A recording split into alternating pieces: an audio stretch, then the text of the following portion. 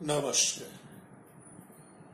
প্রাণারামের মাধ্যমে সম্প্রচারিত ভারত কথার গ্রন্থি মোচনের 472তম পর্বে আপনাদের সবাইকে জানাই সাদর সম্ভাষণ। মহামতি অনন্তলালের পরম আশীর্বাদে আমরা শুনে চলেছি ভারত কথা। একজন বিদগ্ধ মানুষ, যার রাজনৈতিক প্রজ্ঞা আছে, যুক্তিনিষ্ঠ কথা বলবার ক্ষমতা আছে, যার নিজের আত্মমর্যাদা আছে এবং সর্বোপরি যার উভয় পক্ষের মঙ্গল বিবেচনা বোধ আছে এবং মানবিকতা আছে, সেই রকম একজন সম্মানীয় মানুষকে যদি ক্ষমতাহীন করে কেবলমাত্র অমাত্য বলে দূত হিসেবে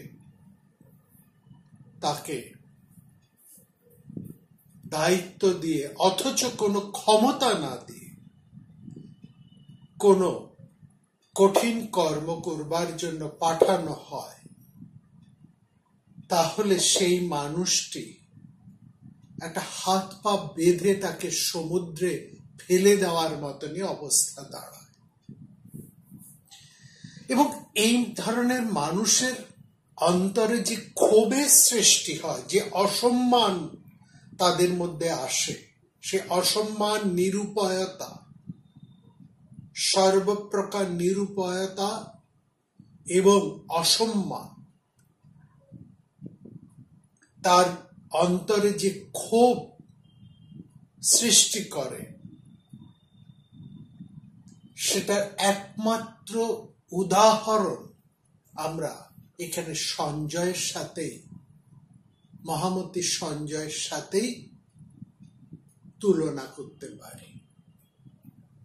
ভালো করে লক্ষ্য করুন, সঞ্জয় এমন একজন ব্যক্তিত্ব, তিনি নাবালক নন, নাবালকের তো প্রশ্নই আসে না, তিনি যুবা পুরুষ নন, তার বয়স হয়েছে, অভিজ্ঞতা আছে, তিনি ধৃতরাষ্ট্রের মতন বৃদ্ধ না হলেও বয়োবৃদ্ধ, এবং দীর্ঘদিন ধরে তিনি একটি সম্মানজনক পদে অত্যন্ত দক্ষতার সাথে কাজ করে চলেছে। 2, তিনি নিজে সৎ, নিরপেক্ষ এবং তার মধ্যে মানবিকতা আছে, এবং বিশেষ করে কৌরব এবং পাণ্ডব উভয় কুলের প্রতি তার মমত্ব আছে। 3, তিনি প্রাজ্ঞ, রাজনীতি শাস্ত্র তিনি ভালোই বোঝেন এবং তার কর্তব্য অকর্তব্য জ্ঞান যথেষ্ট রয়েছে। 4, তার স্বাভাবিকভাবে আত্মমর্যাদা আছে, কিন্তু তিনি এই মুহূর্তে ধৃতরাষ্ট্রের আপ্তসহায়ক। হ্যাঁ, তিনি কিছুদিন অমাত্যগিরি করেছিলেন,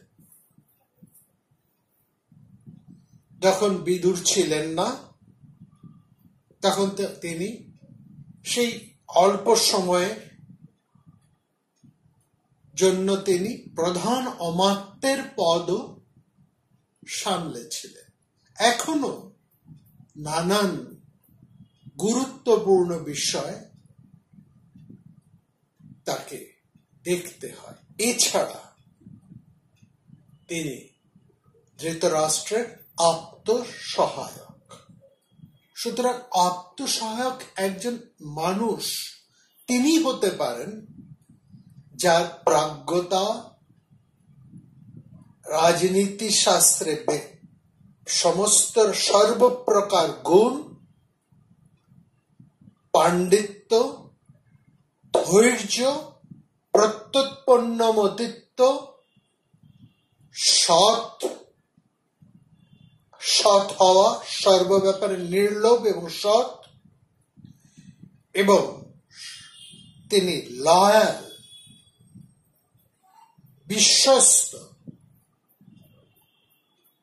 বিশ্বস্ত অর্থাৎ তার একটা মন্ত্রগুপ্তের শপথ আছে, যা যে কোনো অমাত্যদের থেকেও তার মন্ত্রগুপ্তের এই বিশ্বস্ততা মাত্রা বহু গুণ বেশি। এবং সবচাইতে বড়, লোকচরিত্র তিনি ভালো বোঝেন এবং যে কোনো আপৎকালে তিনি সঠিক পরামর্শ দিতে পারেন এবং অত্যন্ত দক্ষতার সাথে যে কোনো পরিস্থিতিকে সামলাতে পারে। এই ধরনের গুণ বিষয়ে সঞ্জয়ের ভূমিকার কোনো প্রশ্ন নেই, তার বিরুদ্ধে এমন কোনো প্রশ্ন উঠতেই পারে না। তার সততা নিয়ে, তার বিশ্বস্ততা নিয়ে, তার প্রাজ্ঞতা নিয়ে, তার দক্ষতা নিয়ে কোনো প্রশ্নই উঠতে পারে না। এবং সারা মহাভারতে দেখছি, তাকে পছন্দ করুক বা না করুক, কেউ তার অমর্যাদা করেননি, তাকে উপেক্ষা করতে পারেননি, তার নিন্দা করেননি। এমনকি যুধিষ্ঠির পর্যন্ত, তিনি যখন বিদায় নিয়ে চলে আসছেন যুধিষ্ঠিরের কাছে থেকে দৈত্য কার্যে তিনি যখন গিয়েছিলেন, তারপর যখন তিনি ফিরে আসছেন, তখন যুধিষ্ঠির কিন্তু তার প্রভূত প্রশংসা করেছেন। তাকে একজন সফল দক্ষ মধ্যস্থকারী হিসেবেই, একজন মধ্যস্থকারীর অনেক গুণের মধ্যে শত প্ররোচনা থাকা সত্ত্বেও স্থির থাকা, ধৈর্য রাখা এবং অন্যকে অসম্মান না করা, অর্থাৎ নিজেকে সংযমী রাখা অথচ নিজের কথাটিকে সঠিকভাবে উপস্থাপন করা, এই যে শৈলী, এই শৈলীর যথেষ্ট প্রচেষ্টা করেছেন, যথেষ্ট প্রশংসা করেছেন যুধিষ্ঠির। এবং সঞ্জয়ের প্রত্যয়কে, তিনি যে কতটা প্রত্যয়ী ছিলেন, এই প্রত্যয়ের মুখেও, যেখানে যুধিষ্ঠির এক অন্য ভাবে উপস্থিত, যে যুধিষ্ঠিরকে সঞ্জয় নতুন ভাবে চিনছেন এবং সদর্থক ভাবেই তাকে বুঝছেন, এবং তিনি সঞ্জয় মনে করছেন এটাই ঠিক হওয়া উচিত, যুধিষ্ঠির যা করেছেন সেটাই তার পক্ষে সঠিক, এই আচরণে যুধিষ্ঠিরকে মানায়। সেইখানে দাঁড়িয়ে সঞ্জয় যেভাবে নিজেকে সংযমী রেখে তার কাজটি করে আসতে সক্ষম হয়েছেন, তার শতেক দুর্বলতার মধ্যে, শতেক অক্ষমতার মধ্যে, সেখানেও কিন্তু যুধিষ্ঠির সঞ্জয়কে প্রশংসা না করে পারেননি। এই সঞ্জয় যখন ফিরে আসছেন, যুধিষ্ঠিরের কাছ থেকে বিদায় নিয়ে যখন ফিরে আসছেন, এবং আমরা দেখছি ফিরে আসতে তার অনেক রাত হয়ে গেছে, তিনি নিজেই ড্রাইভ করে ফিরে আসছেন। আসলে সঞ্জয়ের একটি অনন্য গুণ আছে, তিনি খুব ভালো ড্রাইভ করতে পারেন, এই হিসেবেও তিনি শুদ্ধ। এবং ফিরতে তার অনেক রাত হয়ে গেছে, কিন্তু সঞ্জয়ের মানসিকতাকে আমরা কিভাবে মহাভারত তুলে ধরি, তিনি ভীষণ ক্ষুব্ধ। এই ক্ষুব্ধতার, তার অসহায়তার জন্য তিনি তার বিবেককে উল্লঙ্ঘন করতে পারেন। তিনি যে কাজের জন্য তাকে নিয়োগ করা হয়েছে সেই কাজে তার বিবেক সাড়া দিচ্ছে না। তাকে শান্তির বার্তা নিয়ে পাঠানো হয়েছে, অথচ কোন মূল্যে শান্তি প্রতিষ্ঠিত হবে সেই মূল্যমান তাকে বলা হয়, সে উপায় তাকে দেওয়া হয়। তাকে বেড়ি পরিয়ে যেন মহাসাগরে ফেলে দেওয়া হয়েছে, তুমি সাঁতার কেটে পার হয়ে এসো। সঞ্জয় বেড়ি পরা অবস্থাতেও কিন্তু তার নিজের দক্ষতায়, প্রাজ্ঞতায়, কুশলতায় তিনি ওই দুস্তর পারাবার পার হয়ে ফিরে এসেছেন। এটা তার অবশ্যই দক্ষতা। সঞ্জয় জায়গায় যদি অন্য কাউকে পাঠানো হতো, কেউ পারতেন না। এমনকি আমরা মনে করি বিদুর হয়তো এতটা সফল কাম হতেন না, সঞ্জয় যতটা নিজেকে সংযমী রেখে তিনি ফিরে এসেছেন। কিন্তু তার মধ্যে যে একটা বেদনা, একটা ক্ষোভ কাজ করছে, সেটা কিন্তু আমরা অস্বীকার করতে পারি না। এটা তো স্বাভাবিক। এই ক্ষোভ তৈরি করার মূলে তো রয়েছে অন্ধরাজা ধৃতরাষ্ট্র।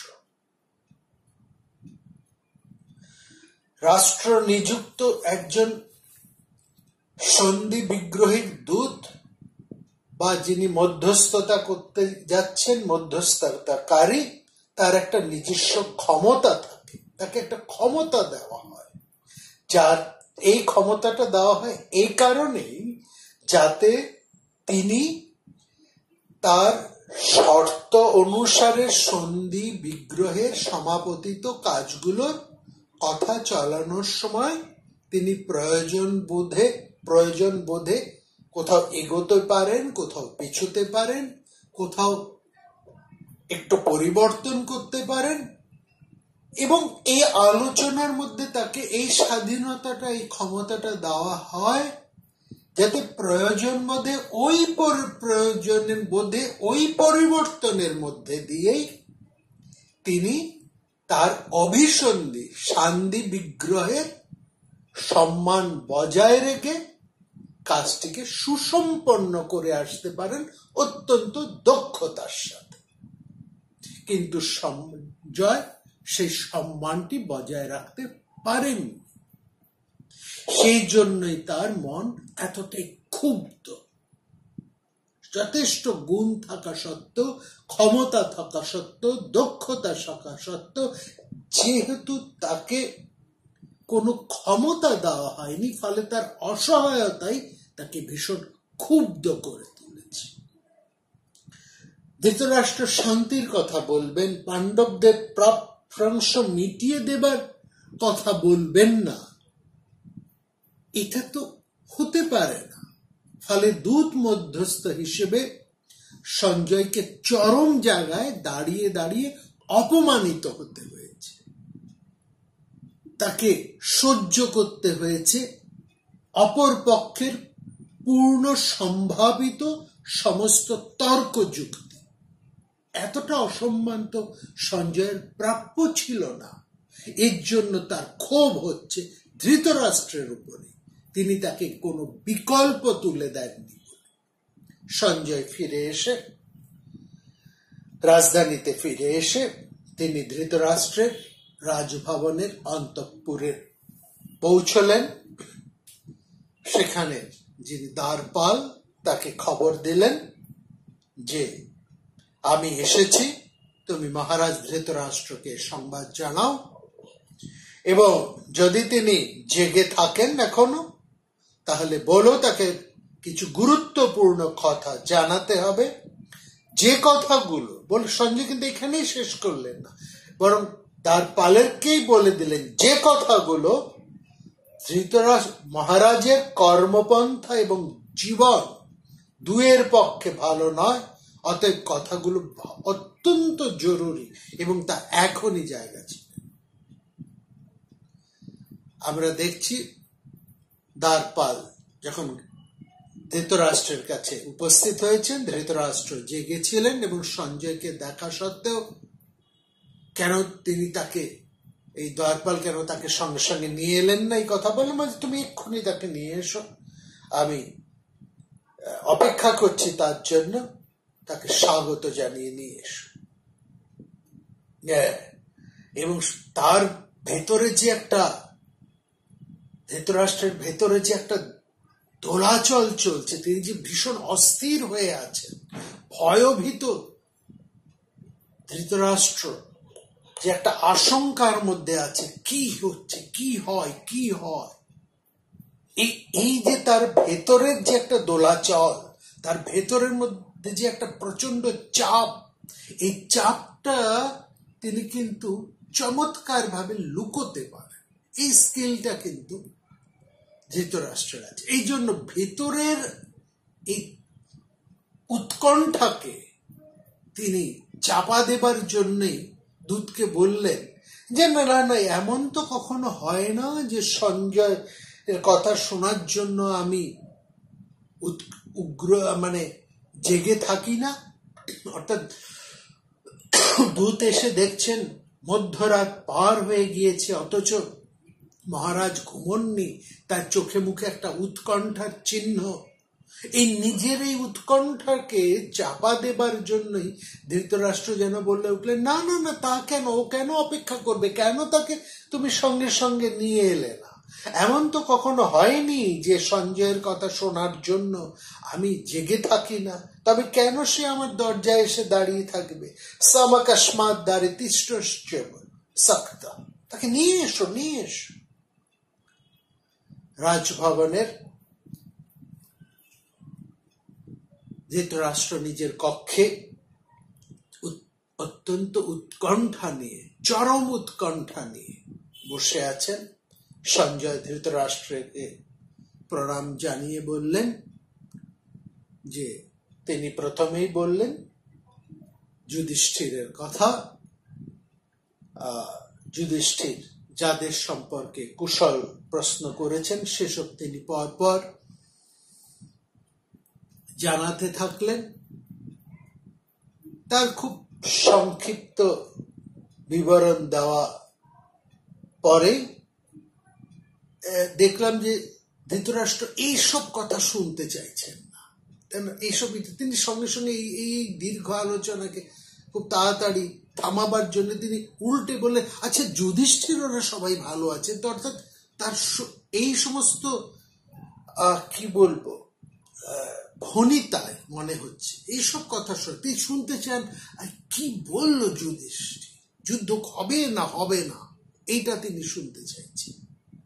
তিনি অন্য কিছু শুনতে তিনি আগ্রহী নন। সেই জন্য তিনি একটু সৌজন্যবশত তিনি পাণ্ডবদের কুশল জানিয়ে তিনি বললেন, অপেক্ষা করলেন। তারপর সঞ্জয় বললেন যে পাণ্ডবেরা সবাই ভালো আছেন, এবং সঞ্জয় এক কথায় মোটামুটি শেষ করে দিতে চাইছে, আপনার কাছে তাদের একটি বক্তব্য, সেটি হলো আপনি মঙ্গলের জন্য পূর্বে তাদেরকে যা দান করেছিলেন সেই রাজ্যাংশই তারা ফিরে পেতে চাইছে। সাহামাত্ম কুশলী পাণ্ডপুত্র ভবিষ্যতে ইয়চ্যতে শ্রেষয়া ভূত, অর্থাৎ সেই ইন্দ্রপ্রস্থ রাজ্যেরই দাবি তারা করেছে।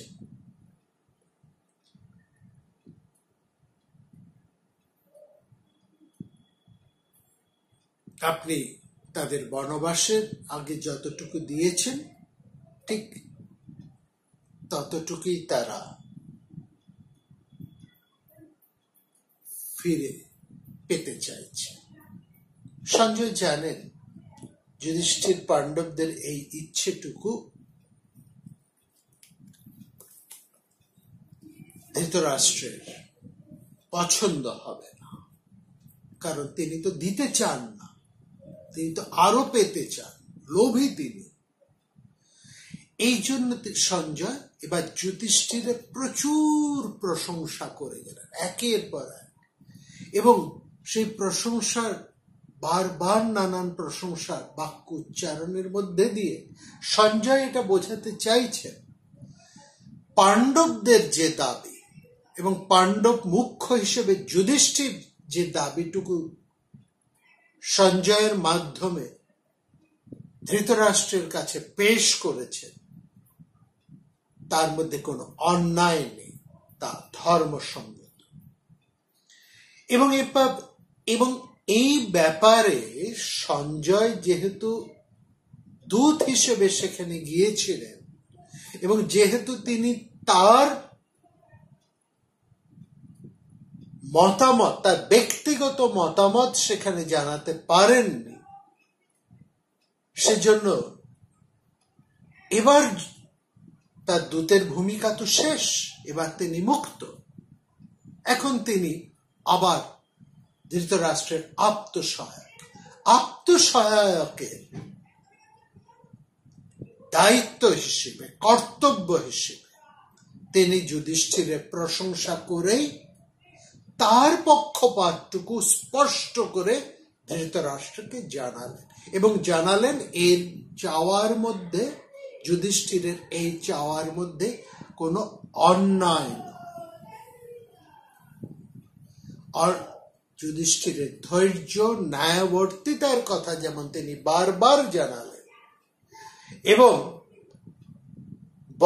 তিনি এই কথাটা বললেন যদি একা বিপ্রতীপ ভাবে এর উল্টো দিকে, অর্থাৎ পাণ্ডবদের দাবির উল্টো দিকে ধৃতরাষ্ট্রের যে লোভ, অসূয়া, মোহ কাজ করছে তা পরিষ্কার করে সঞ্জয় কিন্তু উচ্চারণ করলে। সঞ্জয় এতটা কঠিন নির্মম বাক্য উচ্চারণ করছেন কারণ তিনি ভীষণ ক্ষুব্ধ, তার ক্ষোভ তার কথার মধ্যে দিয়ে ফুটে বেরোচ্ছে, এবং বলছেন আপনি পুত্রের বশবর্তী হয়ে পাণ্ডবদের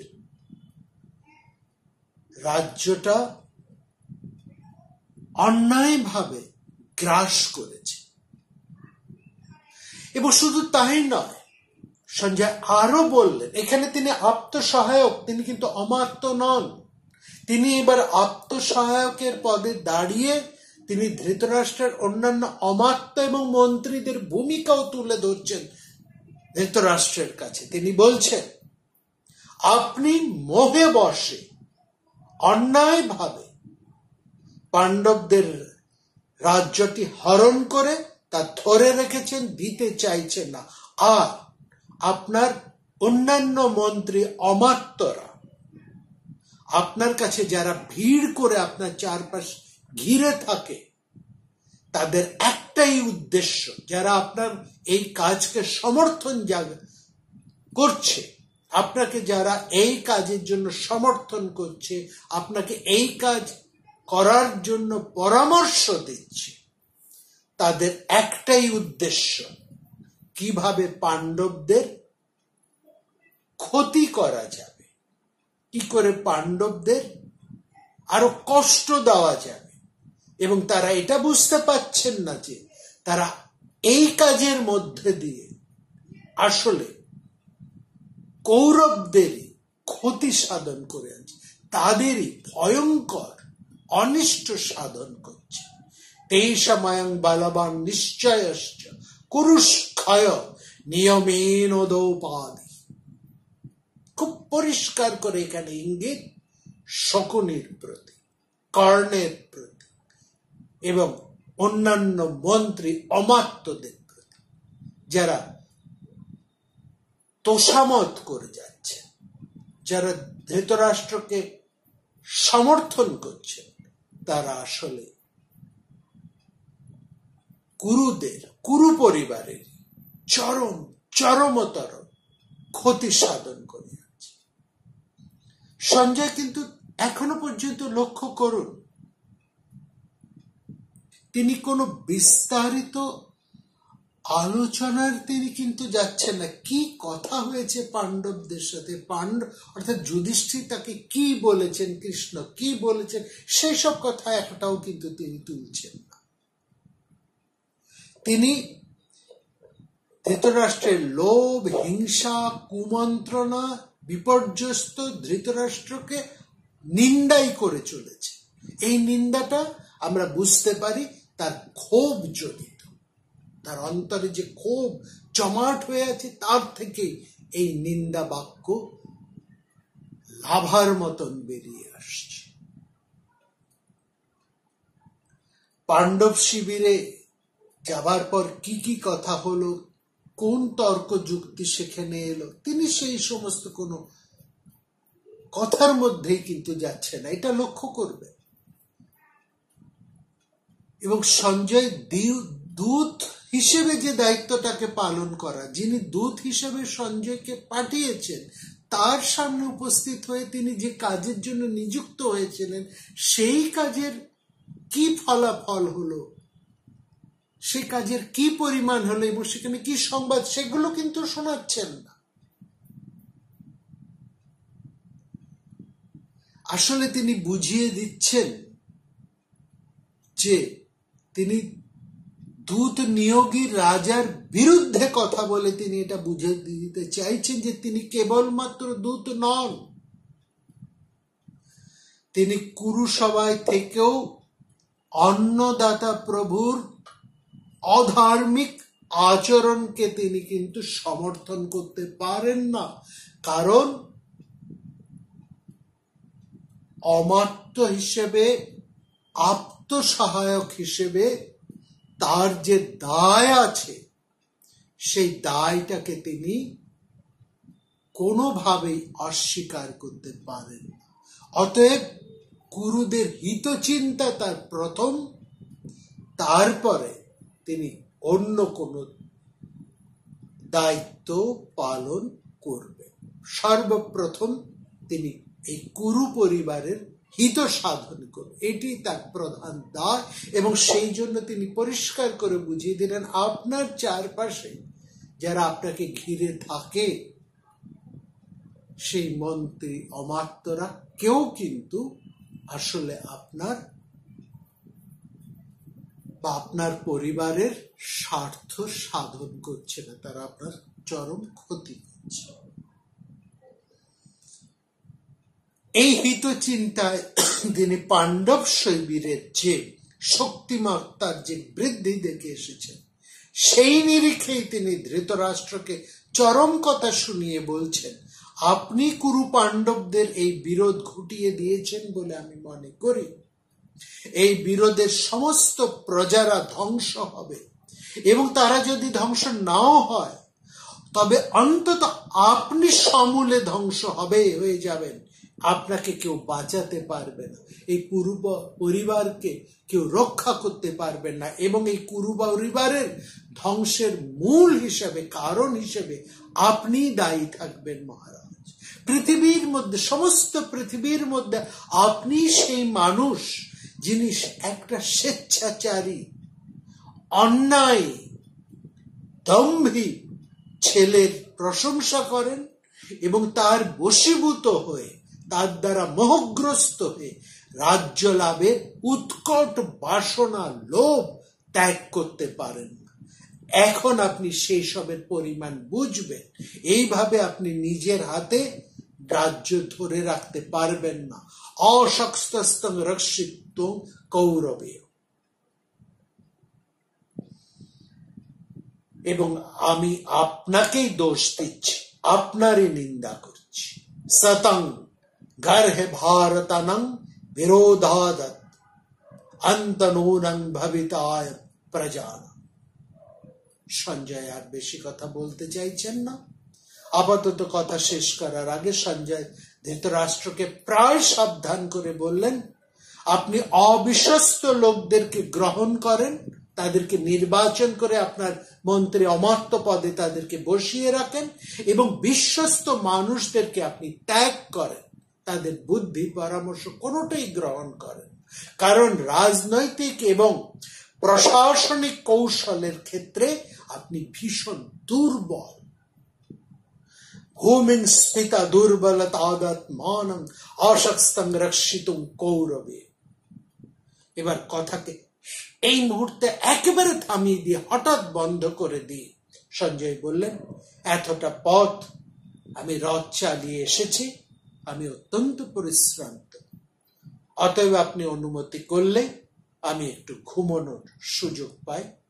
কালকে সকাল হোক, কৌরব মন্ত্রিসভার সদস্যরা রাজসভায় আসুন, সেখানে তো আপনি উপস্থিত থাকবেনই, সেখানেই আমি আপনাকে যুধিষ্ঠিরের যে বার্তা, সেই বার্তা আমি শোনাব। প্রাত শ্রোতার কুরব সভায়ম অজাত সত্র বচনং সমেতা। হঠাৎ শেষ করে দিলেন কথাটা সঞ্জয়। অর্থাৎ আগামী তিনি আর নতুন কোন কথা বলতে, আমরা দেখলাম ধৃতরাষ্ট্র অনুমতি দিতে বাধ্য হলেন। যেভাবে সঞ্জয় কথা বলছেন তাকে এখন ছেড়ে দেওয়া ছাড়া ধৃতরাষ্ট্রের হাতে আর অন্য কোন বিকল্প নেই। বাকি রাতটা যতক্ষণ না সভা আরম্ভ হচ্ছে, এই দীর্ঘ সময়টা সত্যি কি ধৃতরাষ্ট্র স্বস্তিতে থাকতে পারবেন, ঘুমোতে পারবেন? সঞ্জয় এইটাই চেয়েছে। এই আমরা বলি সঞ্জয় ইচ্ছে করেই যেন এই চরম শাস্তিটা দিয়ে গেলেন ধৃতরাষ্ট্রকে, তার মনিবকে। আসলে সেই সমস্ত অমাত্যরা, আত্মসহায়কেরা এতটাই শক্তিমান হন, এতটাই তাদের ক্ষমতা যে তারা অন্নদাতারকে সঠিক কথা বলতে ছাড়েন। আর অন্যদিকে দুর্বল অন্নদাতা, তিনি যতই রাজপদে রাজ অভিষিক্ত হয়ে থাকুন না কেন, তারা এই ধরনের মন্ত্রী অমাত্যদেরকে আসলে ভয়ই করে, সমঝেই চলে। সঞ্জয় নিজের ঘরে চলে গেলেন। ধৃতরাষ্ট্রের অজাগর রাত্রি আরম্ভ হল। শুধু কি এই রাত্রি, নাকি দীর্ঘ রাত্রির আজ প্রথম সূচনা? এরপর কি ঘটনা ঘটল? এত অস্থির মানুষ, তিনি কি একলা রাত কাটাতে পারবেন, না তিনি কি করলেন? এরপর অস্থির ছটফট করতে করতে ধৃতরাষ্ট্র কি করলেন, কোন উপায় নিলে আগামী